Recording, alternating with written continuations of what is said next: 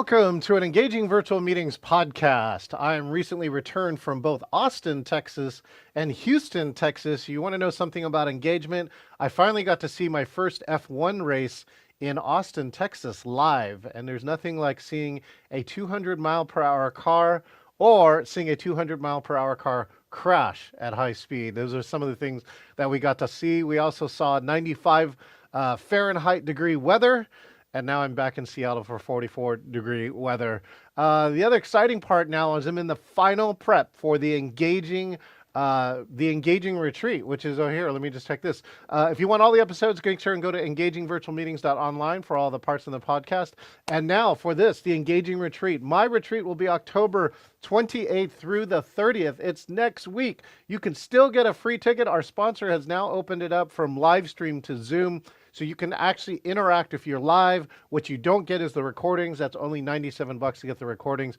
And we have some of the top speakers, including people like Tim Gard, a Hall of Fame humorist, and Brian Walter, who is the most recent recipient of the Cavett Award, National Speakers Association's highest award. So anyways, great things happening here. It's a very engaging fall. The calendar is definitely full up, and the calendar is full of this guest who I've gotten a chance to meet over the years. He's the founder and the lead coach for the Thought Leadership Branding Club. His promise is that he can land you a TEDx talk guaranteed. I know some people I know want to know how he does that. He says he is a human teddy bear and that he loves Lady Gaga. Let's welcome Bobby Umar. Bobby, how you doing? I'm good, thanks. Happy to be here. Glad to have you here too. See, again, you hail from Toronto. Did I get that right? That's right, home of the Blue Jays in the World Series. Just Oh, saying. oh, we were just saying, right? We just stabbed a Just little heart saying. right there in the Seattle, but good on you. And Toronto, right? You said Toronto and Canada feels united right now. Yeah, very much so. I think they were pretty excited. It's, we need some good feels these days in a really turbulent world. So having baseball is one of those great unifiers that makes people feel good. You look at all the baseball movies. So for me, yeah, I'm pretty excited about it. That's fantastic. Did baseball play a part of your life growing up? I mean, I was more of a hockey player. I played ball hockey every day, but although of course, you do remember your first home run. I remember my first home run when I was 6. It was because it was in a parking lot and it was a tennis ball and the ball just kept rolling and I ran and I ran and I was like, oh my God, my first home run. So you remember your first home run. It's so funny. I played a little bit of Little League and I got a second place medal for the team that I was on, but I think all I remember was contributing things like bats and water. I was I, not the best I baseball would make player. a great water boy. I think that would be my calling for sure. Some high quality H2O, right? Yeah, exactly. Well, a lot of my friends don't know you, Bobby. So why don't you just take a moment here and introduce who you are and what you do in the world? You have an incredible LinkedIn profile. Sure. So I've been a motivational speaker for 20 years. I've done 1,000 keynotes workshops across 4 continents. In the early days, I talked about soft skill leadership and networking and how to, and then I wrote a book about that. But then I became known as a personal branding guy, so I started developing courses around that. And then pretty soon I founded social media. I started building on Twitter to 500,000 followers, and I started building on LinkedIn to got the LinkedIn top voice, and I started building on Instagram. And so I'm a prolific content creator. And pretty soon, I started talking about speaking and storytelling and vulnerability and content creation, digital thought leadership. And then I think during the pandemic, everything, I kind of had to revisit what I was going to do. And I started getting into coaching. And that's kind of where the TEDx thing came about. I started teaching people how to land a TEDx talk. I had done 5 TEDx talks myself. I've also rejected 4 other TEDx talks as well, including one most recently, and for various reasons. And then I started coaching, and I realized, TEDx is a great flagship for the things I do: speaking, coaching, business, thought leadership, all that kind of stuff. And so now I still speak, which is great. And I mostly talk about thought leadership, vulnerable storytelling, how to use tools like LinkedIn and Twitter for your business. Personal branding, of course, is still a big popular topic. And then when it comes to TEDx, I help people land a TEDx talk, whether you're a business owner or whether you're a C-suite leader. You're trying to level up your game, you're trying to build your authority, you're trying to get more leads, you're trying to create opportunities, or just leave a legacy and inspire people. TEDx is a great flagship vehicle for doing so. And then I also have the Thought Leader Brand Club, which is basically a membership community for small business owners who are trying to level up their thought leadership, and I help them along the way too. So all those things are a big part of what I do. Genius. You know, it's funny. This came up today with one of my clients, Judy, and I would love to hear your thoughts on it, which is she's on LinkedIn, but she would like to figure out how do you create business through LinkedIn. So, do you have like a top one or two tip about how to use LinkedIn to actually create more business, not just post stuff out there? Well, yeah, I think the biggest problem that people do is they think that if you're trying to make money on LinkedIn or Twitter or Facebook, let's just use all three of those examples. And they think that by putting content out there, that's what's going to work. But the Mm, truth is, content just creates awareness, it creates conversations, and it certainly demonstrates your expertise. But does it actually lead to client acquisition? No. The magic in LinkedIn or on Twitter or on Instagram is what can you do to get them into the DMs with you? Because once you get in the DMs with you, they are mm, going to build trust and they're going to start talking to you, and pretty soon leads to a Zoom call or a virtual call. I mean, if they're local, you can meet them in person, but if it's ideally, you need to talk to them. So to me, ultimately, if you want to, whatever your magnet or funnel or tool is, what are you doing to get into a conversation, which is a DM, which then leads to the virtual call. So to me, that's the magic they got to be. Most people out there aren't thinking about those things or doing those things. Why do you is it the DM the magic piece? Is this kind of like when you know you get on a texting relationship with a client, right? You know that you are in another dimension. Yeah. What do you feel is like the LinkedIn DM? What makes it that valuable? Well, I think that whether you're texting someone or WhatsApping someone or DMing them, it's a more intimate, personal, private thing that you're kind of getting into. And in doing so, people, like let's say it's a comment, right? I mean, you're not going to get into a very deep, intimate conversation with comments with most people. But when it's actually in the DMs, which you can also send, voice messages, audio Right. messages, as well as video messages, Right. you can have a really personal conversation. And when that trust builds, they're far more likely to talk about their problems. They're far more likely to learn a bit more about you, and pretty soon they're far more likely to be open to getting on a call with you. Genius. Well, thank you for those. I know multiple other speakers have talked about, yeah, the use of video is not well used by a lot of people, but can be very powerful. And the other tip, Jeff Savilico put out, and he says he shoots a video for every proposal he sends. Hmm. So the video is geared towards those people, and he's just looking for what differentiates me, right? When they get 5, 10, different proposals, a video is definitely one way, especially if they know he gears it where it should be played to like the committee or whoever is trying to select who Yeah. the speakers are. And I agree. I think the video is the differentiator because in the absence of in person and seeing you and your personality, the video is the next best thing. They see you, their personality, your vibe, your energy, Yeah. and it certainly builds a way bigger trust than anything else you could possibly do. So if you're able to incorporate videos in your email newsletters, in your message, your proposals, whatever you're trying to do, yeah, it makes a huge difference. And that's also why when I tell people with trying to build a business or trying to land a TEDx talk, what's your video pitch? Like that, like you got to work on that. And I know some people don't like video, and I get that. And some people don't like to receive videos, but the truth is, for most cases, it is the thing that builds the greatest trust. Well, let's move on to TED Talks, right? You have a big Sure. promise, a promise that says I can land you a TEDx talk guaranteed, right? So let's talk Yeah. about how'd you come up with this promise and what are one or two of the key items? You don't have to give them all, of course, that's your Yeah, thing, yeah. but I'd Well, love for you to share. yeah, so before the pandemic, I was running a speaker mastermind, how to become a paid speaker, right? Yeah. And then after the pandemic, I switched to coaching, mostly transition, personal branding. But then a teacher friend of mine said, "Hey, Bobby, let's start doing this thing again, the speaking, and maybe you should talk about TEDx talks." I'm like, "Yeah, okay." And then she, because I'm ADHD, she made me write this 17-page curriculum, and I was like, "Oh my God!" But I went through it and told her the whole process, and we launched this little program, which was essentially we're going to guarantee you land a TEDx talk or get 3 paid speaking gigs. That was kind of the gist.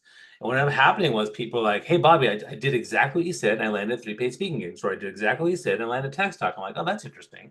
And then I started testing it out, and pretty soon, and by 2024, I was like, "You know what? Let's launch this and let's put a guarantee on this because at this point, everyone who's done it based on what I told them to do, has landed TEDx talk. And everyone who hasn't done it comes back to me 6 months or a year later saying with excuses. So I started launching the guarantee that you will get a TEDx talk. And then actually, what's interesting, this year I'm launching a guarantee money back guarantee, which is that's the new thing that I'm doing for 2026. Because I'm like, look, I have the models and things like that. But generally speaking, I mean, for the most part, you're asking like, it's not that it's not that difficult. But the main thing is you have to come up with a really, really good, compelling idea, story, topic, and title, and that's I Right. think where people struggle. Mm. You have to know who to talk to, where to go, and how to pitch and build that list. And then number three, you have to know how to actually submit the application in a way that they're going to love. And if you know how to do those things, and I teach people how to do that, then you're going to be in a much, much better position to land a TEDx talk. And so you think that title is it, do you have a process or something to go through? I'm just curious if there's like one or two things that really help you get to that right title and topic. Yeah, I mean, usually what happens is, and whenever I talk to somebody, they always give me some broad topic. My TEDx talk is about the power of empathy. Okay, that's so broad and so Too vague. broad, So I right? give people like a template on how to do it. But the general gist is, look, let's go through your story, let's drill through the emotions, and then we kind of come up with kind of one moment in time and one emotion that can be a really good trigger. Another problem people do is they try to share their life story, but like that's not what they want. It's got to be that moment in time and that aha feeling that you had. And so for me, the process is to kind of drill down into those emotions, and that's kind of where you get a really awesome, awesome topic and title. And that to me is the number one thing you need to do. Hmm. What's some of the memorable titles that either you've helped some of your clients or that you really remember off of the top of your head? One of my favorites is Broken Bike, Unbroken Spirit. The reason why I like that one is because in 4 words we have the story and then we have the lesson. That's Hmm. pretty awesome. Like that's a really good way to get some. And then I would say that, my fifth TEDx talk, I was totally brainstorming and doing polls and stuff on LinkedIn, and I came up with, could you change a person's life in 20 seconds? And people are like, whoa, what does that mean? How's that work? Well, come watch my TEDx talk. You'll find it on TED.com. Can I ask what was one of the things you can do to change somebody's life in 20 seconds? Now that Well, talk's the off the TED, start? yeah, so my fifth TEDx talk was the one that finally made the TED.com site, which is always the goal, one of the goals. And it was about 20-second hugs. But the idea behind it was that, look, when do you hug someone for 20 seconds or longer that's not your partner or your kids or your family? And essentially, it's tragedy or funerals. And so, why is that? And so I went through the whole science and culture behind that. And I basically proposed the idea of how 20-second hugs could really, really impact somebody significantly. Did you get the audience to hug? I did a demonstration. I got some audience people before, and I said I'm going to get you to do different types of hugs. So the bro hug, the side hug, the top heavy hug, the full body hug, and we did that. Then I got the audience to stand up and do a group hug. Yeah. Okay. Perfect. Perfect. Yeah. That's another way too, which is it's easily tangible to get the entire audience engaged in that, right? Totally, totally. So that's a good the sideways segue. The segue is into what do you see into things that engage you as as an audience member or somebody who's observing somebody else talking? What are the things that engage Bobby? Well, I think for me, I mean, I've always been a storyteller. And so for me, people who tell really good stories definitely get my attention. Um, but in particular, there's two things that I lean towards, which is one is humor, because I have a background in Second City and comedy. And so when Oh, they're really funny, it's great. And when they try to be funny, they're not, you've lost me. So good humor makes a big difference. The other thing is I'm very known for telling vulnerable stories. So I'll talk about our challenge with having kids, or I'll talk about diabetes or weight loss or my body image issues, and I do it very openly. And so when someone does the same thing, I definitely resonate with that. I'm like, good for them for having the courage to tell the vulnerable story, which I think is really good. So those two things from a storytelling piece definitely get my attention. And I think the other thing that gets my attention, honestly, is I'm a big visual guy. When I see an image, whether it's a video or an image or a photo, that's compelling, that tells a story that gets my attention or maybe hits my heart. That to me is incredibly important. So I just came and produced and spoke at the Presentation Summit, which has about half of the world's Microsoft MVPs for PowerPoint. So Okay. I'd be curious for you, what makes that graphic compelling? Whether it's a chart, a video, or a static picture. I'm just curious, what visuals do you find are compelling to you? Yeah, and you know what's funny, having done all the different types of presentation styles, Keynote, Prezi, PowerPoint, whatever, I've stuck with PowerPoint all my life and I love my PowerPoint and it's a big part of it. I think that when you choose the image or the chart or whatever you want to choose, I think too many people spend too much time trying to figure out what are the 3 to 5 things this thing's going to say. But to me, it should be the one thing, right? So if there's a chart, there should be one glaring thing that gets your attention. Oh my God, 97% of people, love McDonald's. I'm making this up. Or if it's a photo or an image, there's one thing that's got to get your attention. Oh my God, Bobby, you look like an idiot. Like that's fine, but it's got to be that one thing that you want people to focus on. You don't want to be like 3, 5, 7, otherwise it gets confusing. So I think that when you choose an image, there's got to be that one thing that really gets your attention, even without you having to explain it in a title or a subheading. Rick Altman just did this to me last year when he did a slide on AI, and he showed like things like how long did it take to get to 1 million users? Like, did you know how long it took for Netflix to get to 1 million users? I'm not sure. It was like 3.5 years. And his whole point, though, was that there's this bar chart, right? And it's going down with all these other things, Mm. Instagram and X and all whatever. And it gets down to the last part, and it looks like there's nothing there. It says Chat GPT. Do you have any idea how long it took Chat GPT to get to 1 million users? Probably within days. So, yeah, so he zooms in on it, Zoom. right? Like all these charts, all the other charts disappear, and his one point comes up, and it's 5 days, Bobby. Yeah. Yeah. That's how that why all of us are talking about or trying to speak about AI is because, it hit an inflection point. It'd been around for a long time, but that was a point where humans suddenly said we need to adopt this somehow, right? Yeah. Yeah. That's So, awesome. yeah. What else? What else has to happen for you to for something for a presentation or a meeting to be engaging for you? I mean, anything they can do to make it more interactive, I think obviously makes sense. I mean, look, I started my speaking career as somebody who did team building events and then networking events, right? So I was teaching people how to be interactive and engaging. And so, being able to do that in person is great. Being able to do that online is even better. So, when people do that, things where they try to make it a two-way thing versus just one way, Yeah. certainly that obviously gets my attention. And you see people do it all the time, whether they're asking you questions or they poll things or they put images to make it very engaging. All that kind of stuff makes a big difference because you don't want just a regular presentation. Particularly, you don't want to be. It shouldn't be a one-sided thing. I mean, ideally, some of the best presentations have been conversations as opposed to presentations. Yeah, so I have a rich history in team building too, 28 years. I'm curious, what were some of your favorite or most effective team building activities with a group? Oh man, I've done so many, but one of my favorites was to have them line up by their birthdays Yes. for the year without talking. Right? Oh, And so the goal was right, you can do this, but you cannot talk to each other. So right. let's see how fast you can do it. And I basically, depending on the group, if it was a group of like, CEOs or, business leaders, I say, well, I did this with a group of 50 high school kids and they did it in 1 minute and 20 seconds. Do you think you can beat that? Let's see. And they can't because, 3 minutes later, they finally figure out some systems and whatever. But yeah, I mean, that's a really fun one. And then my other favorite one I like is what I call production ball.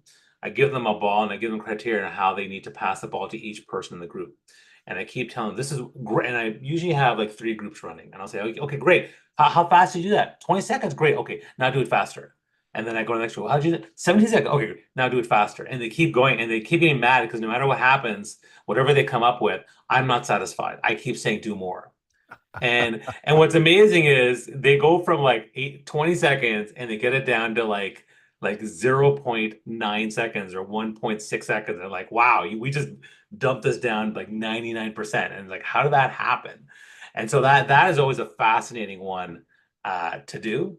God, there's so many. Those are two. And then I'll give you a third one, which is one of my favorite ones called Take a Stand. Hmm. Now, this one I use mostly with young people, but the older you go, the more trepidation might be. But typically, I say, here's an issue, and you have to pick one side or the other. And then Yeah. as soon as you take a stand, I don't care what it is, make your assumption, whatever it is, you can't be in the line. You pick a side. And then I ask the minority first why you chose a side, and then ask majority second. And the goal is to listen without refuting, to listen to understand, and Hmm. to not rebut what anyone says. And it's all about active listening and also Yeah. to understand. So when you get to the really controversial, sensitive topics, it gets to be, once you train them a little bit on the basic things like, Coke versus Pepsi or alien life forms or whatever, then you get to like really, really tough stuff, like very political, sensitive, social justice issues. And it's really powerful. It's incredibly powerful, the kind of conversations and learning you'll get from that type of conversation. That's amazing, because everyone's just talking about, right, of course, here in America, about a country divided. Mm. And I wonder if you could create a safe enough space to really tackle some tough topics with that in the room. Again, at the presentation summit, one of the kind of planning members found Michael Steele. If you don't know Michael Steele, he was in Yeah. charge of the Republic National Party at one time, and they brought him on, and this. I think in this group was more liberal, I guess, or more Democratic than Republican, and so we worried about it. Mm. But the best part is that one is they said, the guidance they gave him was to not really be political. It was more about presentation and speaking. And what was amazing about it, Bobby, is that he was able to capture the audience, right? And really, even if you don't agree with what he votes for, you respected him as a communicator. And I thought that was great. The other part he was doing, he was saying it, but he was also doing it at the same time, was to read your audience like Mm. all the time while you're presenting, Number one right? rule. Because sometimes you find gold, right? And sometimes you step into something and you can detect that you're going to step into a landmine and Yeah. avoid it if you read your audience. But if you don't read your audience, right, you can blow yourself out of the water. Yeah, I think that the number one rule of any sort of speaking and presenting is knowing your audience, right? And, like I've had all types of audiences, and some of them, like the most terrifying audience I ever had was grade 6, 7, 8 kids, and they're like go over there and talk to these grade 6, 7, 8 kids and motivate them. I was like, oh my God, I'd rather be in a room with CEOs than the grade six because I'm not cool. How do I do this? And I was really nervous, but I put together a presentation where I use a ton of Harry Potter, Star Wars, and Pixar references throughout, which worked pretty well. But yeah, you kind of have to know who they are. And to your point about can you have a room of people where you can actually talk about really sensitive issues? Yes, you can. It requires a smaller room and it requires very, very good facilitation. And there are people who are really good at that, and other people who are not good at that. And one of the things I do in that take a stand game is I make sure the rules are clear, and if they're not, I call them out on it. Sorry, you're rebutting. You're not supposed to. I'm sorry. No. While they're speaking, you shouldn't be shaking your head because how does that make them feel? You're not listening. So, so I call that out. And once you do that and call that those small little microaggressions and behaviors, when you get to the really deep stuff, it's quite amazing. Yeah, I think I believe you believe in psychological safety then. Sure. Creating a safe, inclusive space goes a long way to creating better connection with people. What are some of the ways that you do that as a speaker or facilitator? Well, I have in certain instances mentioned I might actually say this is a safe space, or I will say very point blank, here are the rules of engagement, here are the guidelines, here's how we need to respect each other and things like that. For the most part, you don't usually do that, but it depends on what the topic is, right? So if I think that if we are going to get into that discussion, I will have that, I'll mention that. The second thing I do is I start by being vulnerable first, right? By being vulnerable first and sharing what I'm going through or what I've been through. I'm now letting them know that, you know what, I'm willing to share this, and I'm creating a space for you to know that you can share as well if you want to, whatever your struggle is there that you're going through. So I find probably those are two things I would probably do. Yeah, that being vulnerable first, what we're talking around too with a lot of people is that leadership creates the culture of the group or the team. And when you're the facilitator or the leader, right, during that period of time, you're Yeah. the leader. So like these small things that you set, like you call that out and you people now know do this and don't do that. And I think that's really important for why leadership is still important to this day is that you if you're unhappy with your team and you're the leader, you have to go back and look at some of the things that you're creating inside of your own culture. I don't know if Yeah. you've seen this, Yeah, but and I think the hardest part is, most people when it comes to, conflict and challenges in community and culture and teams that they're not willing to have those difficult conversations, the courageous conversations, the conversation where you can be honest and things like that. I mean, you facilitate all these things and you try to get them to really be honest, but a lot of people don't for various reasons. We all have fears and doubts about stuff and we don't want to trample on people's toes or whatever it might be. But if we can get around that and get people to actually really share what they think and really believe in a safe space where failure is okay, or you can talk about the things that are bad or challenging, that's great. But I think, yeah, the hardest thing for most people is they feel like they don't want to or they can't, and that this is something that is just, again, part of human psychology where we don't want to be vulnerable, we don't want to share something negative, we walk on eggshells to tell someone. I mean, heck, it happens to my family. Like if I want to critique my wife or my kids, like, do I always do that? No. And some things you don't say. Probably the same thing happens to me. Same with my friends. If my like among our closest friends, we have our closest friends. I have close friends who are doing, I think, terrible things. Do I say anything? No. Should I? Maybe, or maybe it's none of my business. But the truth is, if I really cared about them and I think they're going through something, maybe I should say something. I don't know. It's the same in business, right? So people don't want to say anything, but I just think if we can get all, I mean, I've learned this from therapy and counseling for years. If you're willing to actually put everything on the table right, and be an adult and yeah. listen to understand, you can actually start taking those things and dealing with them and setting them aside, putting them away in the garbage to never to be forgotten, which is great.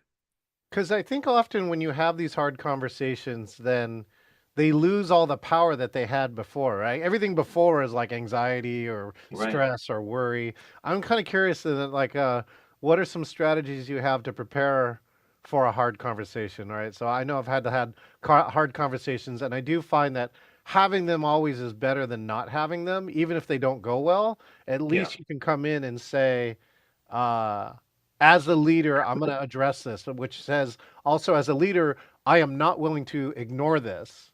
Yeah. This is like something that's important to whatever's going on. So I'm curious about how you might prepare for a hard conversation. Yeah, so I think the number one rule that I use for preparing for hard conversation is to give people a long heads up notice about the need to have the courageous conversation. So Oh, whether it's smart. an individual or whether it's a group, I'll say, listen, guys, we need to have a really honest, courageous conversation. And I actually want to have a difficult conversation, but not right now. Let's do it in a week. And here's what we're going to talk about. Or maybe you say, like, but I just want to be open to that. If I want everyone to be open and ready to have that conversation. So, and I did that with my wife, but the one-on-one, I said, I need to have a courageous conversation. I want to talk about her finances. And I Yeah. told her that a week later, we had that conversation and it went way better than would if I just pounced on her. Because as soon as you pounce someone, the wall goes up. So I think that's the first thing. And then the second thing is, again, like I said, going first and telling, what you're doing, where you're coming from. And then the number three thing really, when it comes to doing this is, to not make people feel bad. Just say, here's the situation, here's how I perceive it, here's how I'm feeling. But I'm happy to hear what your thoughts are on this because I may not have all the information. And that's also, a leader being vulnerable and being someone saying that, look, I'm not perfect, I don't know everything, but I do want to get the information out there because I think it's going to benefit all of us. And then finally, I think that if you tell people the reason why what's the why behind this crazy conversation and what's the vision, like if we can get past this thing, we're going to set the vision for what we're trying to do, and that to me is a really good reason to have this conversation. So those are probably things I would do. Yeah, I think the most important part is that beginning part is I love the idea of saying you give open context saying we're going to have this conversation at a later time, and it prevents the blind side. I think the blind side is probably Yeah, the most difficult part, which is when somebody says something and you have no idea it's coming, right? And now you right. got to react in the moment when you're actually triggered or react, as opposed to you give somebody a week. So I Yeah. maybe you had a reaction when I said it, but now you had a week to think about it before, as opposed to like I got to deal with this on the fly. Right. Yeah, no, for sure. And I think sometimes, like you don't know what the conversation is going to be about. Sometimes it's better to tell people what we want to talk about. So I told Yeah. my wife, let's talk about our finances. Sometimes it's better to not let them know right away. But I mean, again, creating that safe space. The other thing I should mention too is like if some people need people with them or, someone to make them feel better, I think that's also good to have as well. Yeah, some other times in conversations too, when they want to have they want to complain. We've developed something called RV, which is called recreational venting. So if Yeah. Bobby, you're mad and you come talk to me, you start blurting out all these things. I get to ask you, Bobby, do you want me to help you fix this problem, or are you just recreationally venting, right? Yeah. And if you're recreationally venting, then it means I don't have to feel like I have to solve your problem. Now I can join in with you on the bitching, right? Yeah, yeah. Well, I mean, and that's something I learned with my daughter years ago, where she wanted to rant. I said, Listen, would you like to rant without me trying to solve your problem as your dad?" She's like, "Yes," and she started blah blah blah. And this is great, and Yeah, and it's again, do you want to be heard, held, or helped, right? And so if they want to that's a be, good one. well, yeah, that I love that thing. So, most people want to be heard, some people want to be hugged, and a lot of people want to be helped, but not always. Some people don't want to be helped; they want to be hugged or heard. So if you frame it that way, it's one of those three. Bobby, if you haven't trademarked and built a whole system on that, that's certainly something I think you could. I heard it from uh, somebody else. It's fine. oh, well, yeah, then we always got to give credit where credit's due. Yeah, yeah. All right, what do you think about the future, right? What's the future for virtual or hybrid from Bobby's seat? Well, I mean, look, since the pandemic, virtual was, I did invest in Zoom stock, which is a bad idea, but now, like, obviously it's a part of our lives. And now you see everybody, including corporate meetings as well as speaking, pushing towards virtual because it's cheaper and easier, just like they push to AI because it's cheaper and easier. Like that, I understand why they're doing that. Yeah. So it is a part of our lives. So then the question becomes, how do we have to learn how to navigate that. And that means navigating both the good, the bad, and the ugly, Hmm. because it's everywhere, right? Whether we're inundated with all this crap, or whether we're just trying to get people to speak up more better on a virtual call than it is in person. Hmm. So yeah, it's here to stay. So I think it's in our best interest to understand the nuances, the dynamics of it, and how to be good at it. And I'll tell a story that when I first started as a speaker back in the day, one of my main things back in the day was networking, how to network, but that was in-person networking. Right. Then social media came, Facebook, LinkedIn, Instagram, and and then I had to learn how to change my topic to talk about virtual networking. How's networking on social media work, Yes. right? And Yeah. then now, it's even more changed. Okay, now how do we network in a virtual meeting with, like, let's say 100 people on a Zoom call and things like that? So we have to adapt for the times. It's part of who we are. What's the future? I think You know, I don't want to be a negative person. I usually be very idealistic. I think that online, virtual, digital, particularly because I'm a huge advocate for my teens and young people not having access to platforms, tools, and smartphones. I think they're quite dangerous, and most parents, my grade 12 kid got a smartphone for the first time. My grade 10 kid doesn't have one yet, but will. Uh, she's over there just yelling at me, making faces. But the dangers of that stuff is, very, very clear. The evidence is quite clear, and so, to me, it's an important thing to do for, because I do it for my kids. But Yeah. same thing with adults. I mean, the truth is, adults out there are struggling, whether they're 20s, 30s, 40s, 50s, or 60s, they're struggling with virtual disconnection. They're struggling with AI. They're struggling with algorithms. They don't know how they're getting, poked and prodded and all this kind of stuff.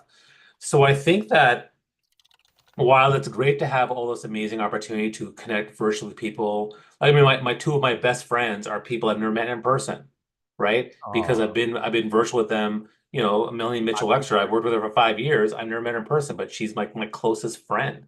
So there is benefits to that, but I do worry that the technology and the AI and everything that's going on is going at such a fast rate that we as humans can't keep up. And so I think there's going to be a huge problem with the disconnection of not just individuals, but also groups of individuals. So I worry about that. What's one of your best virtual networking tips? So, for instance, now I'm going to replay one of your tips that I think that I use in a virtual meeting where Sure. I end up DMing, right, or private chatting a number of people on the meeting, and that's where I've made my best networking while on a virtual meeting, especially one that I'm not in charge of. What about Mhm. you? In a virtual one? Well, I mean, my big thing is to make jokes. So I'll go in the chat and I'll say some really funny stuff, and people laugh, and you'll get like 7 or 8 little hearts and likes on it, and then next thing you know, when I reach to somebody afterwards, oh Bobby, that was really you had some funny comments during that webinar. Yeah, thank you, and then we have a conversation. So I mean, but again, not everyone can do humor, so I caution people on that. But for the most part. I think that in the absence of that, I'm a big cheerleader. So, Mm. I was on a call the other day, and there was like, 6, 7 of us talking about our challenges as business people, blah, blah, blah. And then, but someone mentioned a win. I was like, oh my God, yay. And I was like, like cheerleader and just doing doing all the hearts floating on my screen. And people love that kind of stuff. So that when you reach out to them, she reached out later, like, Bobby, thank you so much for the kind words. Really appreciate it. Great. We should get on a call and chat about what's going on. To me, that people stand out for either being, like, negative or being really, really positive experience. So try to be the most positive experience you can be on somebody in a virtual meeting. Oh, I love that, Bobby. Yeah, and again, I do that too. Some people recognize in the chapter, I'm in the chapter of our National Speakers Associations Northwest, and most of my social media now is about celebrating other of our members who are on stages. Hmm. That's one of my strategies is just like, and just let them know this is an NSA Northwest member. So it's actually for all the people that are friends of that person Yeah. going, oh, why are they getting on stages, right? And so, you I know, call that the group hug of my content strategy. So, ah, like Gary Vaynerchuk talked about the jab, jab, jab, right hook, which is basically give value, give value, give value, then ask for business. right. So what I do is, I mean, I don't like the jab, jab, jab, but it's basically jab, jab, jab, group hug, 20-second hug, then the right hook. And what that means is a group hug is where I promote people and talk Yeah. about what other people are doing. I call that a Yeah. group hug. And the Yeah. virtual hug is me telling a vulnerable personal story. That's, And so those two things, and that's what we call a deep connector. And mm. you combine that with the 3 pieces of really good value for people, and then you say, hey, here's what I do for business. I now have trust. I now have people who like what I'm doing, and I've now also delivered values to lots of folks. Then the business thing becomes much easier. Oh, vulnerable stories. That's great. I just saw my friend just posted something. Her name's Jenna Finesse, and she posted something about her relationship that was like 14 years ago. But the Mhm. post was so well written, and then the comments just blew up. It was Yeah. amazing. The other one was when I got my CSP, my certified speaking professional. That was probably the most blown up, social media post of the year, and that's really cool when your friends come out to support you. Speaking of Yeah. friends that come out to support you, this part of the interview is now called the speed part of the interview. Right. Okay. I'm going to ask you a question. You're going to try and answer it as fast as possible. I'm going to play some funny noise. How about that? Sure. Okay. Best DM you ever sent or received? Um, wow, best DM. Um, I mean, someone sent me a voice message and they talked about how my story about binge eating really moved them. And they haven't talked to us for 5 years. And the fact that I told a story, and they've been following my stuff for 5 years, never spoke to me once, sent me a DM with a voice message, and it was very heartfelt. And I was like, wow, that's amazing. Aw. That reminds me too. I used to on my voicemail, I would say like ask a question, right? Tell me something good in your life. And somebody left me a voicemail that just said that today's the day I get to tell you that I beat cancer. Wow. And Oh, man. I called it back immediately, going, "Oh my God, this is the best voicemail of all time!" Right? Okay. Best video you've ever shot or received? I think the best video I ever shot was when Leah Turner convinced me to do a video where I'm singing, and I decided, and I've never done that on LinkedIn before, but basically she told me, so I decided to do a video where I said, look, don't worry about videos, you can do whatever you want. So I actually danced and I sang on a video, which I won't never done since, but it's there, it's out there, and I think it's a good video. People loved it. All right.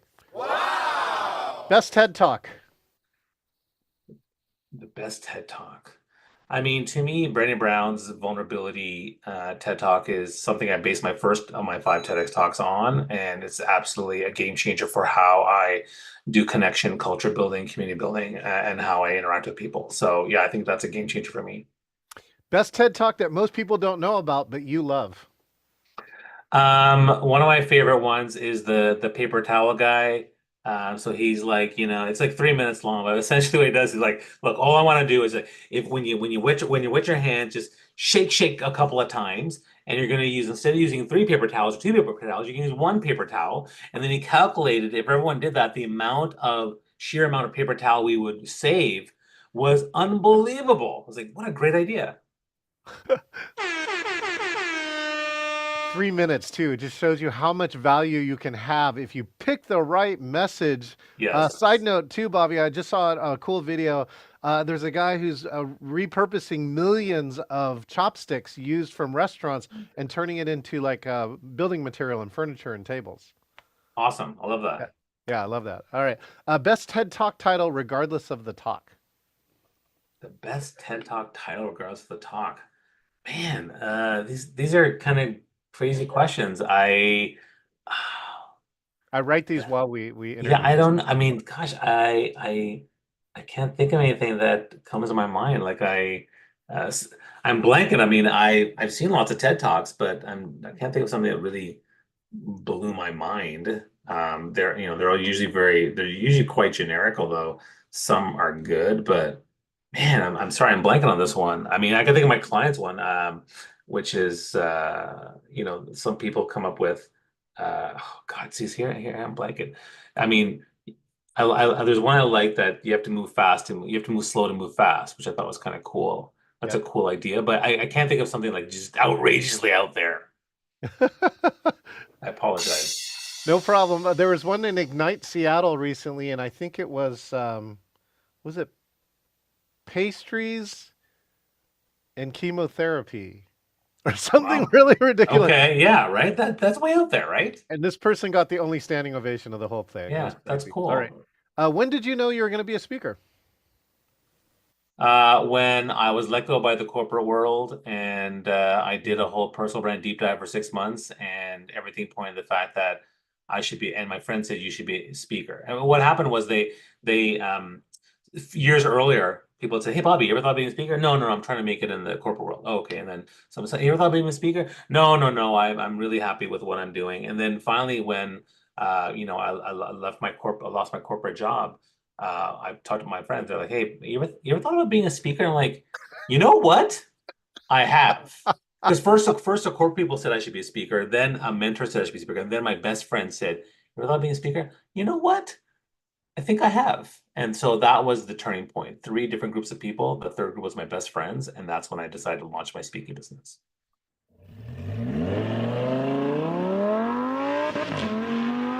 There That's you a go. Lamborghini. Yeah. Okay. I could Bobby, tell. you know I what? could tell by the sounds. Bobby, you know that what you just said too is a perfect metaphor for speakers who are frustrated with sales.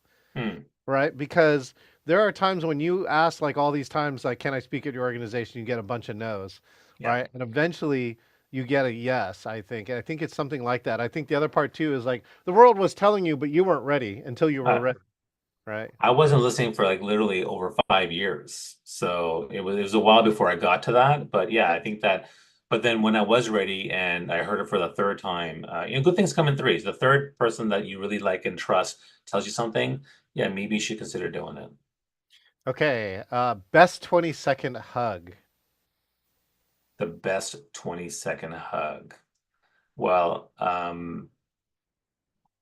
mean, and I'm gonna try. I mean, I'm gonna exclude my wife and my kids because Yeah. obviously they are the best ever, You which is said that. fine, Yeah, which you is said fine.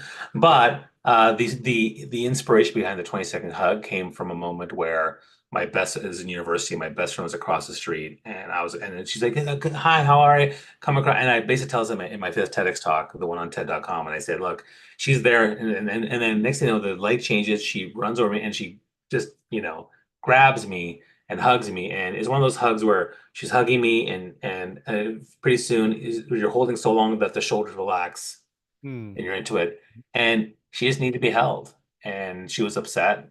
And then she asked, and she was telling me what she was going through, and then she asked me some really difficult questions, and I came up with a really good answer that made her cry even more. But that was a really big moment because it was my best friend and I, and we are still really close 30 years later.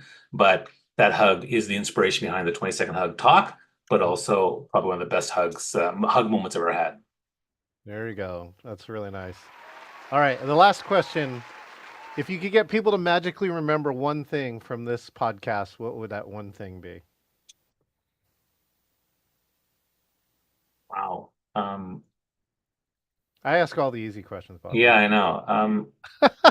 Look, I would say that if you are willing to me, if you're willing to start and have just 30 seconds of courage to either ask the question or be vulnerable or have that courageous conversation or ask for help, that 30 seconds of courage Hmm.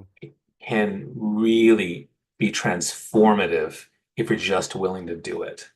Because there are people and groups and communities and me and you who are going to come out there and help you as much as we possibly can. Genius. Bobby, thank you so much for being on the Engaging Virtual Meeting podcast. Right, the link to his website is there in the description. Make sure and check out all the things. And if you get the chance to see Bobby speak, go do it, for crying out loud. And you said you had 5 TED Talks. I'm sure they're either on your website or easily searchable, right? Absolutely. Genius. Bobby, thanks again. Hopefully I'll see you jump in at least once or twice next week at my retreat. Otherwise, you should consider coming in 2026. I will be sourcing speakers for 2026 coming up soon. Well, thanks for bringing me here. It was always fun to talk to you. You're very engaging. I love this. Thanks so much. Thanks, Bobby.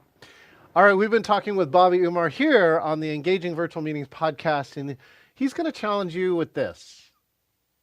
A 20-second hug, right? If you're listening to this part of the podcast, where's a time in the next 6 or 7 days that you could give a 20-second hug and see what happens or changes there? Hey, if you're watching here on social media, make sure and subscribe, share, like, comment. We sometimes give shout outs to our friends. Oh my gosh, Celeste Combs, lots to learn from him. Cool, says Celeste. Well, Celeste, one of my good friends, and actually one of my top 5 podcast guests that's been on here.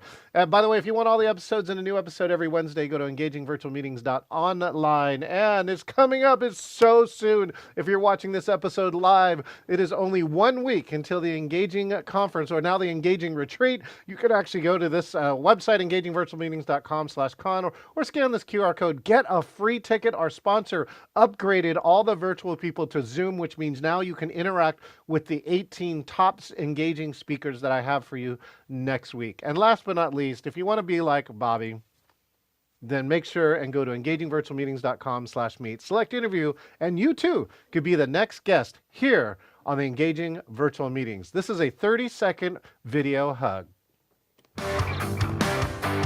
Drawing star people and keep people, show